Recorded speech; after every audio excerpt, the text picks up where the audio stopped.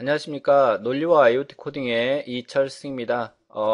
우리 지금 이제 3주차 시간이 되겠네요. 3주차 1차씩 강의가 되겠네요. 우리가 이제 2주차 강의에서는 뭐 스케치라든지 그 다음에 시뮬레이터 앤 띵커캐드라든지 이런 거 한번 설치를 했었죠. 그리고 아주 간단하게 이제 프로그램의 개념을 이야기를 드렸습니다.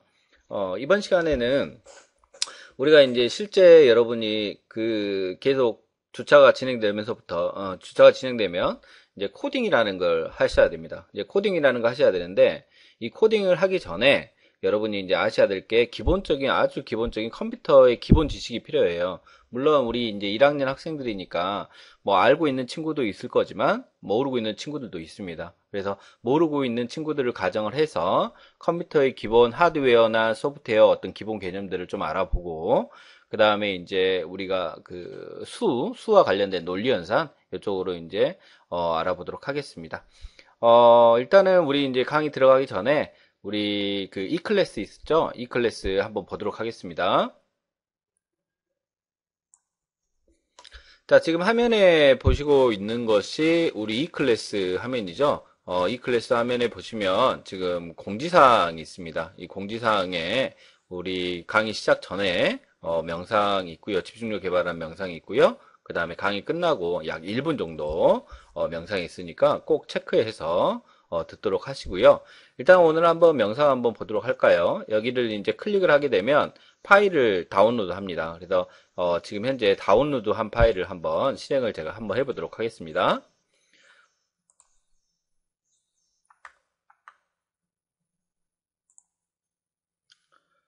자, 지금 제가 파일을 찾고 있는데요. 다운로드한 파일을 한번 찾으러 보도록 하겠습니다. 자, 지금 여기 지금 파일을 한번 재생을 한번 시켜볼게요. 여러분이 이제 한번 보시고 강의 시작 전에 명상 한번 하는 걸로 하도록 하겠습니다. 앉은 자세에서 손을 양 허벅지 위에 놓고 척추를 곧게 세웁니다. 자연스럽게 숨을 쉽니다. 두세 번 숨을 깊이 쉬고 가만히 눈을 감습니다.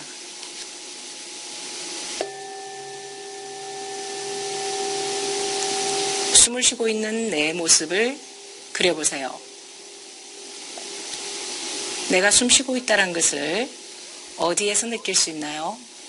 코끝, 가슴, 배, 혹은 온몸으로 느낄 수 있을 겁니다. 어디든 상관없습니다.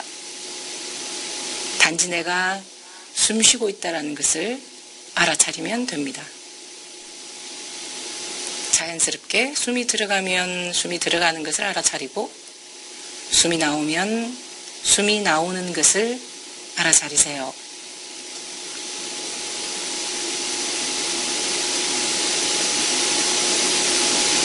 마음이 흐트러질 수도 있습니다. 조금 전에 했던 일이 떠오를 수 있고, 나중에 뭔가 해야 할 일이 생각날 수도 있습니다. 그래도 괜찮습니다. 마음이 흐트러지면 흐트러지는 것을 알아차리고 다시 숨 쉬는 것에 집중합니다.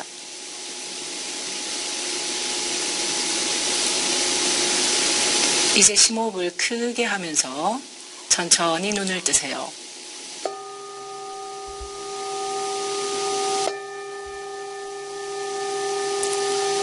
어떤가요? 아마도 마음이 한결 차분해지고 명료해짐을 느낄 수 있을 겁니다. 이렇게 잠시 동안 호흡을 바라보는 것만으로도 우리의 주인은 지금 여기에 집중할 준비를 하게 됩니다. 깨어있는 마음으로 이 수업에 오롯이 집중하길 바랍니다.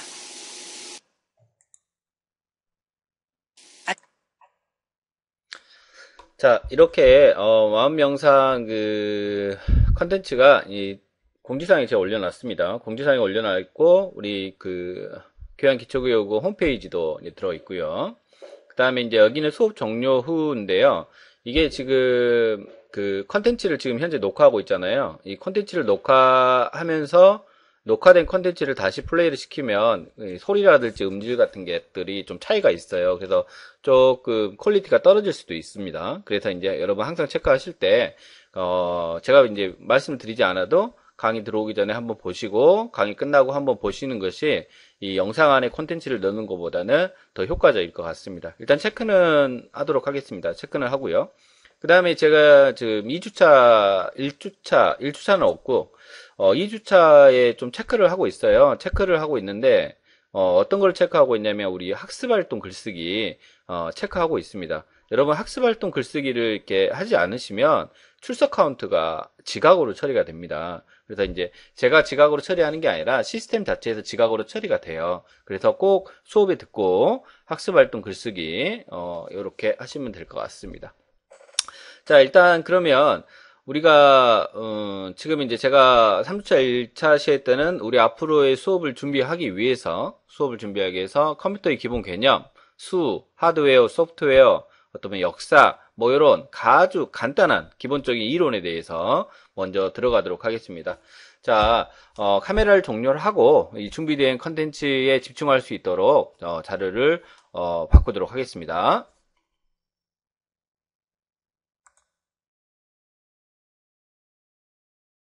우리가 이제 3주차에서는요, 우리 컴퓨터의 개념이라든지 수와, 우리가 이제 어찌됐든 간에 컴퓨터 시스템을 이용을 해서 자료를 입력하고, 이런 과정이 있잖아요. 그래서 그런 이론적 배경, 이제 수업 들어가기 전에 그런 이론적 배경을 이제 설명을 드릴 거예요. 간단하게 이제 지난 시간에는 데이터 타입 좀 이야기 드렸어요. 그래도 플롯, 더블, 인트, 뭐 이런 것들 기억을 해라 라고 돼 있는데, 그거의 이제 이론적 개념이라고 보시면 될 것 같아요. 자, 우리가 이제 컴퓨터 다 아시죠? 원래 이제 컴퓨터라는 거는 이제 계산하다, 계산기입니다. 이 계산기에서 발전된 게 이제 우리가 컴퓨터라고 보시면 되는데, 컴퓨터의 이제 장치는 이제 크게 하드웨어하고 소프트웨어하고 이제 구분이 돼 있어요. 근데 어찌됐든 간에 우리가 아두이노 보드라는 걸 이용을 하는데, 그 아두이노 보드 자체는 하드웨어라고 생각을 하시면 될 것 같고, 우리가 이제 통합 개발 환경에 스케치라는 프로그램들이 있었죠. 이런 것들은 이제 소프트웨어예요. 물론 이제 여기에다가 우리가 시뮬레이터도 이제 설정을 했잖아요. 이 시뮬레이터도 소프트웨어라고 생각을 하시면 됩니다. 그래서 하드웨어는 어떤 기계적인 장치라고 생각을 하시면 되고, 그 다음에 소프트웨어는 이 기계를 작동하는 어떤 프로그램을 통상적으로 우리는 하드웨어하고 소프트웨어로 이제 구분을 하는 거죠. 그러니까 하드웨어는 기계, 소프트웨어는 요 기계를 구동시키는 어떤 장치, 이렇게 생각을 하셔도 될 것 같습니다. 자, 그러면 우리가 이제 우리가 사용하고 있는 숫자가 있잖아요. 우리가 사용하는 숫자는 10진수입니다. 10진수. 그죠? 10진수고, 우리가 이제 아라비아에서 만들어졌다라고 해서 아라비아 숫자라고 합니다. 근데 이제 우리 컴퓨터 시스템에서 사용하는 수는 기본적으로 어떤 수를 쓰냐면, 이진수라는 걸 써요. 이진수. 뭐 이진수만 쓰는 건 아니고, 또 8진수도 쓰고, 그 다음에 이제 16진수라는 것도 씁니다. 근데 이제 우리가 사용하는 수가 10진수이기 때문에 만들어진 요 10진수를 컴퓨터 시스템이 알아가려면 이제 2진수로 바꿔야 되는 이런 과정이 필요하게 되는 거죠. 물론 2진수에서 8진수로도 바꿀 수가 있고 16진수로도 바꿀 수가 있고 서로 간에 이렇게 변경을 할 수가 있습니다. 그래서 사람이 이제 손가락이 10개잖아요. 그래서 10개를 이제 기준으로 해서 만들어진 수가 10진수라는 거예요. 하지만 컴퓨터 시스템에서 몇 진수를 쓴다? 2진수를 씁니다. 그러면 10진수는 0부터 9까지 있는 수를 10진수라고 그래요. 그러면 8진수는 0부터 몇 가지 있냐면 7까지 있는 거고 16진수는 0부터 15까지인데 10부터는 A, B, C, D 뭐 이렇게 알파벳으로 들어갑니다. 자, 그 다음에 이진수는 그러면 어떤 수로 되어 있냐면 우리가 이진수는 0하고 1하고 되어 있어요. 그래서 요 0하고 1을 우리는 뭐라 그러냐? 디지트라고 합니다. 디지트. 그래서 이런 0하고 1하고 된 숫자들이 모여서 우리는 얘를 뭐라 그러냐면 디지탈이라고도 이야기를 하는 거예요. 이런 것들은 이제 들어보셨죠? 자, 우리가 이제 여기서도 나왔듯이 여기는 이제 수의 시작은 1과 2부터 시작됐는데 우리가 사용하는 진법은 10진법. 왜? 사람의 손가락이 10개, 거기서 이제 시작되었다라고 이야기를 합니다. 자, 그 다음에, 이제 예전에는 코드의 숫자들은 요런 거였어요. 개수를 이제 로마자죠. 이렇게 이제 비슷하게 해서 1개, 2개, 3개 이런 식으로 표시됐고, 요거는 이제 뭐 예전에 문자들을 이제 이야기 드리고자 해서 캡처해 놓은 것이고, 특별하게 의미는 없습니다. 요런 것들이 이제 발전을 하게 되고, 요 발전된 게 컴퓨터 시스템에서 들어간 게 이제 이진수다. 우리는 요것만 기억을 하시면 돼요. 이진수를 기준으로 해서 들어간다. 그러면 우리가 우리가 사용하고 있는 10진수가 이진수로 들어가려면 어떠한 과정이 거쳐야 되거든요. 어떤 과정을.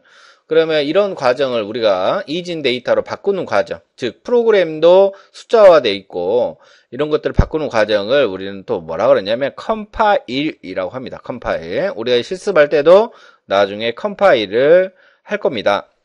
그래서 어떤 번역하는 이런 과정을 우리는 컴파일이라 하구나, 그 정도 생각을 하셔도 될 것 같습니다. 자, 다음 페이지로 넘어가도록 하겠습니다. 자, 우리가 이제 기호, 수학 기호 여기 보면 더하기, 빼기, 곱하기, 나누기라고 합니다. 우리가 이 더하기, 빼기, 곱하기, 나누기 이거를 뭐라고 하냐면 사칙연산이라고 그래요. 사칙연산. 그러면 이 사칙연산을 쓰기 위해서는 우리가 알아야 될 게 뭐가 있냐면 연산자라고 합니다. 연산자. 그러니까 연산자를 이제 알아야 되는데, 우리가 이제 프로그래밍에서 이제 우리 코딩하는 거 있잖아요. 코딩하는 거 프로그래밍에서 사용하는 연산자들, 우리가 이제 사용하는 언어는 C 언어인데 어떤 것들이 있느냐? 저기 위에 있는 더하기, 빼기, 곱하기, 나누기와 같은, 물론 나머지도 있습니다. 이런 것들을 이제 숫자 계산한다. 그래서 산술연산자라고 합니다. 자, 산술연산자라 하고 맞냐, 틀리냐, 참이냐, 거짓이냐 이런 것들을 판별하는 이런 것들을 뭐라고 하냐면 논리연산자라고 그래요. 논리연산자. 그러니까 참과 거짓을 표현할 수 있는 것들. 그 다음에 크냐, 적냐, 같냐, 크거나 같거나 같지 않거나 이런 것들을 우리는 뭐라고 하냐면 관계연산이라고 그래요. 관계연산.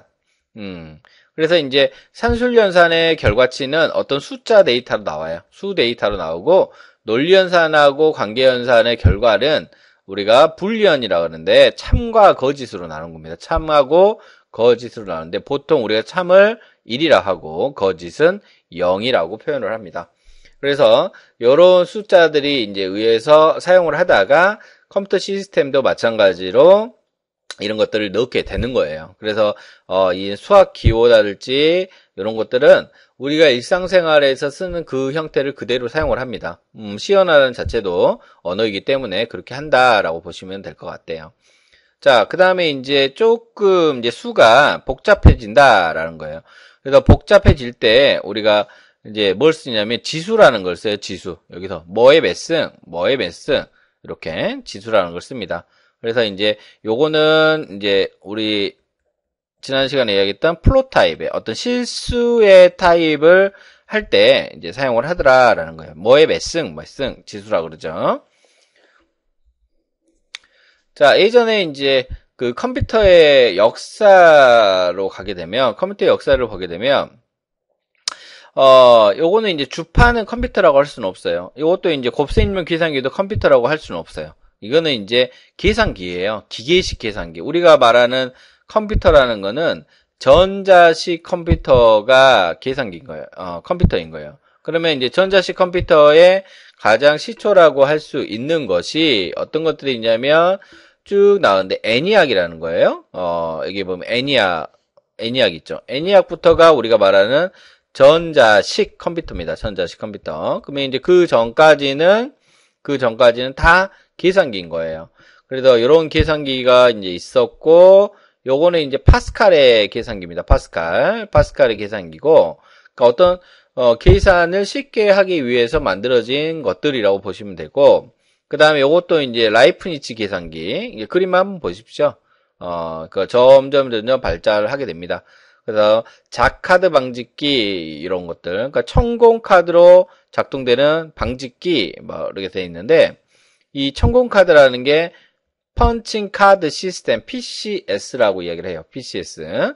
그 다음에 이제 찰스 베이비지 뭐 이런 것도 있고, 여기서부터 이제 이게 돼 있네요. 연산 장치가 되어 있고, 기억 장치가 되어 있고, 제어 장치가 되어 있고, 입출력 장치가 되어 있는 거예요. 이게 이제 입력, 출력, 제어, 연산, 기억이 우리가 흔히 말하는 컴퓨터 5대 장치예요. 우리 컴퓨터 장치에 보면은 뭐라고 합니까? 연산 장치, 기억 장치가 있는 곳을 우리는 뭐라고 하냐면 CPU라고 해요. Central Process Unit. 그래서 중앙 처리 장치라고 이야기를 하는데, 기본적으로 지금도 마찬가지로 입력, 출력, 제어, 연산, 기억을 하는 여러 5대 장치들이 이제 포함이 되어 있다라고 보시면 될 것 같습니다.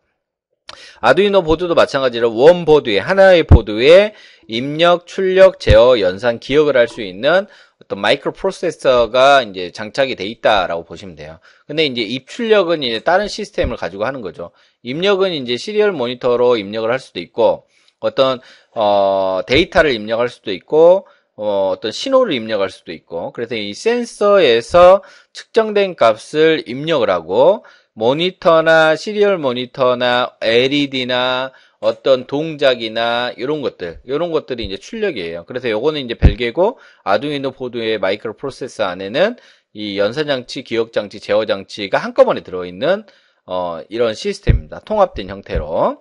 어찌됐든 간에 이 5가지 장치가 구성되어 있다라고 한다면 우리는 쉽게 이야기해서 컴퓨터라고 이야기를 해도 돼요. 하지만 요거는 계산을 하는 것이고, 컴퓨터라고 하는 것들은 이제 전자식 전기의 힘으로 작동하는 것들이 이제 컴퓨터라고 보시면 됩니다. 아직까지는. 그래서 이제 그 영국 찰스 베이비지의 차분기관이 이제 발명이 되면서부터 이제 5대 장치의 개념이 이제 잡히게 되는 거예요. 컴퓨터 5대 장치에. 자, 그 다음에 이제 홀로리스의 천공카드 시스템. 여기 보면은 이 카드가 있잖아요. 이 카드에 이제 요게 구멍이에요, 구멍. 이 구멍이 이렇게 뻥뻥뻥뻥 카드에 뚫렸는데, 여기다가 이제, 빛을 쏩니다. 빛을 쫙 하게 쏘겠죠? 쨍하니. 그러면 어떻게 되겠습니까? 요 카드의 구멍이 뚫린 부분에 빛이 들어오게 되는 거예요. 그래서 이 빛이 들어오는 값을 가지고 데이터를 입력하게끔 하는 방식이 이 홀로리스가 개발한 천공카드 시스템이라고 합니다. 우리는 천공을 영어로 뭐냐면 펀칭이라고 그래요. 펀칭.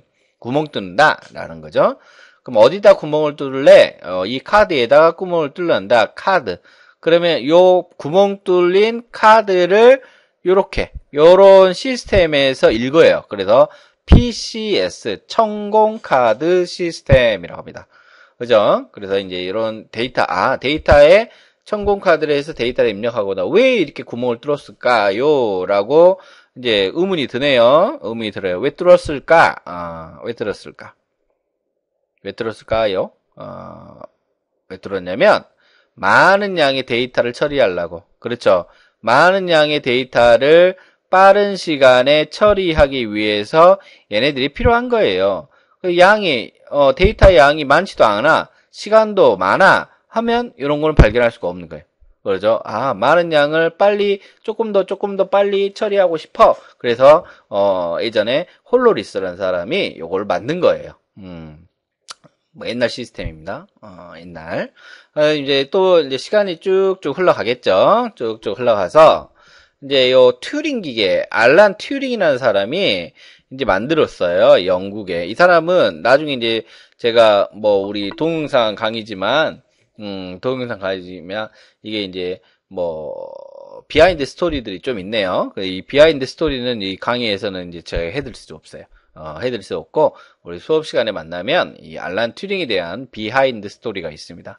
그래서 비하인드 스토리, 우리 좀 지루하고 졸리고, 그럴 때 제가 비하인드 스토리를 이야기를 드릴까 합니다. 지금 돌리신다고요? 그거는 수업 시간에 하도록 하겠습니다. 자, 아무튼, 알란 튜링이라는 사람이 만들었대요. 그래서 자기 이름을 따서 튜링 기계라고 합니다. 그러면 이 튜링 기계를 가지고, 우리가 요즘 핫한 인공지능 테스트도 했다라는 거예요. 옛날에. 그래서, 인공지능 테스트 해야지. 그래서 내 이름을 따야지. 튜링 테스트, 최초의 인공지능 테스트를 말합니다. 그래서 요건 이제 튜링 기관을 거치게 되면서 오늘날의 컴퓨터의 백그라운드가 되는 거예요. 아, 이게 이제 컴퓨터라고 할 수 있나? 근데 아직은 컴퓨터가 아니에요. 아직은 아니에요. 그러면 도대체 언제 컴퓨터라는 걸 하느냐라는 거예요. 언제? 이제 해야죠. 그래서 이제 마크 1이라는 게 나오는데, 요거 최초예요. 최초인데, 요게 전기 기계식의 최초예요. 최초, 마크 1은. 마크 1은 전기 기계식의 최초의 컴퓨터가 뭐냐? 마크 1. 그러면 애니악은 뭐예요? 전기 기계식이 아닌 전자식이에요. 일렉트로닉. 전자식이에요. 그래서 우리가 컴퓨터라고 이야기를 할 수 있습니다. 혹시 IBM이라는 회사 아십니까? IBM의 회사는 컴퓨터로 유명한 회사입니다. 그래서 이제 IBM이 또 IBM과 관련된 또 비하인드 스토리들이 많이 있어요. 그것도 수업 시간에 해드리겠습니다. 그래서 이제 이렇게 했는데 오른쪽 그림 한번 볼까요? 에커트하고 모클리가 세계 최초의 전자식 컴퓨터를 만들게 되면서 우리는 얘네들을 이제 컴퓨터라고 부르는 거예요. 그래서 이 컴퓨터가 쭉쭉 발전하다가 점점 소형화도 되고 노트북도 만들고 휴대폰도 만들고 심지어는 이제 아두이노 보드도 만들고 이렇게 된 거예요. 시간 이럴 때. 근데 여기 보면은 요게 요 사람이 에커드인지 모클리인지는 모르겠지만 요 사람이 지금 어디 룸 안에 들어있어요. 방 안에. 근데 이 사람은 방 안에 있는 게 아니고 어디로 들어갔냐면 컴퓨터 본체 안에 들어간 거예요. 본체 안에. 지금 컴퓨터 안에 사람이 있는 거예요. 지금 컴퓨터 안에 사람이 들어갈 수 있나요? 지금? 없죠? 근데 예전에는 컴퓨터 안에 사람이 들어갔답니다. 애니악에서. 그 다음에 이제 요런 게 있어요. 이제 순서를 이제 알아야 되는데, 애니악, 그 다음에 에드삭, 에드박, 유니박. 여기 이제 이렇게 발전을 하게 되는 거예요. 컴퓨터가. 애니악, 에드삭, 에드박, 유니박. 이렇게 발전을 하더라라는 거예요. 근데 얘는 애니악이에요. 애니악. 자, 요게 이제 에드삭이에요. 그러면 애니악이 만들어지고 에드삭이 만들어졌는데 요게 어떤 차이가 있느냐라는 거예요. 그러면 또 역사를 또 쓰죠, 제가. 애니악은 뭐 때문에 의미가 있냐? 최초니까 의미가 있어요. 최초의 전자식 컴퓨터라는 게 의미가 있어요. 그러면 여기 이 컴퓨터에다 뭔가가 플러스 업그레이드가 되는 거예요. 업그레이드. 뭘 업그레이드 했을까? 이제 프로그램 내장 방식이라는 걸 도입하게 됩니다. 프로그램 내장 방식. 그러면 프로그램 내장 방식의 반대는 프로그램 외장 방식이란 말인가? 맞아요. 프로그램 외장 방식. 그러면 에드삭에서 프로그램 내장 방식을 만들었다면 애니악은 프로그램 외장 방식이란 말인가? 네, 맞아요. 끝. 맞습니다. 그래서 이제 프로그램 내장 방식. 그러면 지금은 어떤 방식이에요? 지금도 프로그램 내장 방식인 거예요. 그러면 도대체 프로그램 내장 방식이라는 게 뭐야라는 거예요. 뭘까요? 프로그램을 컴퓨터 안에, 본체 안에다가 깔아 쓰는 방식이에요. 이게 프로그램 내장 방식입니다. 그러면 애니악은 컴퓨터 프로그램을 깔지 않았나요? 네, 맞습니다. 프로그램을 사람이 직접 컴퓨터 안에 들어가서 외부에서 갔다 와서 집어넣는 방식을 말합니다. 그래서 이제 프로그램 내장 방식, 이게 프로그램 내장 방식이 왜 중요하냐?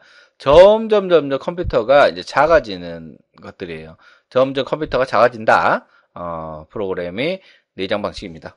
프로그램 내장 방식 때문에 작아집니다. 자, 그 다음에 이제 여기 보면은 이제 유니박이 잠깐 나와버렸는데 애니악, 에드삭, 그 다음에 아까 에드박인데 요것도 이제 에드삭에서 업그레이드를 했겠죠. 프로그램 내장 방식에서 뭘 업그레이드 했을까? 이제 이진법을 도입하는 거예요. 이진법. 우리 0과 1은 이진법. 누가 했냐면 미스터 폰 노이만이 했답니다. 이진법을 이제 도입하게 되면서부터 우리 컴퓨터가 만들어지는 거예요. 그래서 이제 세대별로 1세대, 2세대, 3세대, 4세대, 5세대 컴퓨터라고 합니다. 그러면 지금 몇 세대냐? 지금 몇 세대일까요? 자, 지금은 5세대 컴퓨터입니다. 5세대. 그러면 1세대 컴퓨터에서 핵심 부품을 사용한 게 뭐였냐면 진공관이에요. 그러면 도대체 진공관이 어디 있냐면 요 안에 요 애니악 요 안에가 진공관으로 이제 되어 있는 거예요. 자, 그 다음에 이제 유니박이라는 게 이제 상업용으로 최초로 의미가 있어요. 이제 프로그램 컴퓨터의 모양을 갖췄으니까 이제 돈을 벌어야겠네. 돈을 벌어야 돼. 그래서 최초로 만든 게 유니박이에요. 그래서 이제 점점 발달하게 되는 겁니다. 그래서 IBM이라는 회사에서 이제 만들게 되고, 그 다음 2세대, 3세대, 또 IBM이 나오고, 4세대, 그래서 이제 4세대에 들어가면서부터 이렇게 쭉 이제 CPU에 들어가는, 쉽게 이야기해서 칩이라고 해야 되나? 그런 것들이 이제 만들어야 되는데, 이때 이제 인텔이라는 회사도 나오게 되는 것이고, 우리가 알고 있는 애플이라는 회사도 나오게 되는 거예요. 그래서 또 이제 얘네들이 또 비하인드 스토리가 있네요. 그래서 4세대 컴퓨터. 그 다음에 지금은 5세대의 컴퓨터를 쓰고 있는데, 그러면 여기에서 이제 세대별로 1, 2, 3, 4, 5, 1세대의 주요 소자는 뭐 있냐면 진공관, 2세대의 컴퓨터의 주요 소자는 뭐였냐면 트랜지스터, 3세대의 주요 소자는 IC, 집적회로. 그러니까 집약해서 조그맣게 만들었다라는 거예요. 그러니까 집적회로. 그 다음에 이제 점점 집적회로가 만들어지는데 작아졌어요. 근데 점점 작아지고 많은 양의 집약화를 쓰는 large scale IC, LSI. 그 다음에 5세대는 Very Large Scale IC, VLSI. 여기는 이제 4세대로 구분을 했지만 원칙적으로 말하면 4세대 안에 5세대로 발달을 하는 겁니다. 그래서 우리 이제 요게 이제 뭐냐면 CPU, 중앙처리장치의 핵심 구성 요소예요. 우리 CPU 잘 만든 회사가 어디냐? 인텔이에요. 인텔이라는 회사에서 만들죠. 지금 뭐 CPU 좋은 거 그러면 i5, i7 이렇게 가겠죠. i3 뭐 이렇게. 여러분 컴퓨터가 i3, i5, i7 좋은 거는 i7. 그래도 i5 정도는 됐으면 좋겠다. 라는 겁니다. 그래서 이렇게 발달을 하고 있더라라는 거죠. 그래서 이제 뭐 우리 수업하고 관련은 없지만 이제 산업 전 분야에서 뭔가 혁신이 일어났어요. 1차 산업혁명, 2차 산업혁명, 전기를 만들었네요. 2차 산업은 전기 때문에 대박 친 거고요. 3차 산업혁명은 컴퓨터가 만들어지면서 대박을 친 거예요. 그 다음에 우리가 말하는 4차 산업혁명입니다. 지금 우리가 살고 있는 이 시대를 말합니다. 그래서 이 4차 산업혁명의 대표 기술들이 뭐가 있을까요? 여기 보면 인공지능, 그 다음에 사물 인터넷, 빅데이터, 모바일, 그 다음에 VR, AR, 웨어러블 엄청 많거든요. 그 중에 베이스, 이 사물 인터넷인 거예요. 우리가 그러면 사물 인터넷을 배우는 거예요, 사실은. 사물 인터넷 배우는 건 아니고, 사물 인터넷의 아주 가장 쉬운 기본, 베이직을 하는 거예요, 베이직. 근데 이 베이직에서도 가장 기본인 것이, 프로그램을 할 줄 아는 이 코딩을 해야 돼요. 그럼 이 코딩을 하다 보니 여러분의 뇌가, 브레인이 점점 생각하는 님들이 막 발전하면서 똑똑해지는 거예요. 그래서 여러분 수업 시간에 이제 보면은 코딩 힘들어. 코딩 하고 있는데 내가 점점 똑똑해진다라는 거예요. 그래서 코딩을 해가지고 코딩을 하면서 우리는 뭘 상승시키냐면 논리적 사고를 향상을 시킬 거예요. 그게 이제 우리 수업의 목적이에요. 그래서 사용하는 도구가 아두이노라는 걸 사용을 하는 거예요. 아두이노. 아주 쉬운 거예요. 그쵸? 지금 우리가 살고 있는 요 시대에 대비하기 위한 거예요. 그렇죠? 그렇더라? 라는 거예요. 그러면 IoT, 인터넷 오브 띵스가 사물을 인터넷에 이제 이미 발달해 있고 인터넷으로 연결해요. 뭐 하려고? 왜 연결해? 사물을 왜 연결해요? 컨트롤 하려고 그러죠. 컨트롤 하려고. 멀리서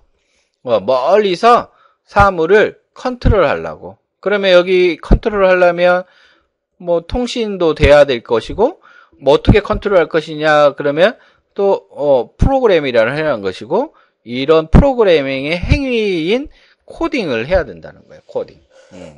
그래서 LED 우리는 이제 직접 뭘 하는 건 아니지만 LED를 켜거나 뭐 이런 걸 하거나 이런 과정을 하는 거죠. 그렇죠? 그래서 우리가 배우는 게 사물 인터넷 논리와 IoT 여기서 말하는 IoT가 요 IoT인 거예요. 요 IoT 아셨죠? 이 IoT의 기초를 합니다. 혼자서 아니 여러 명이서 팀으로 합니다. 아셨죠?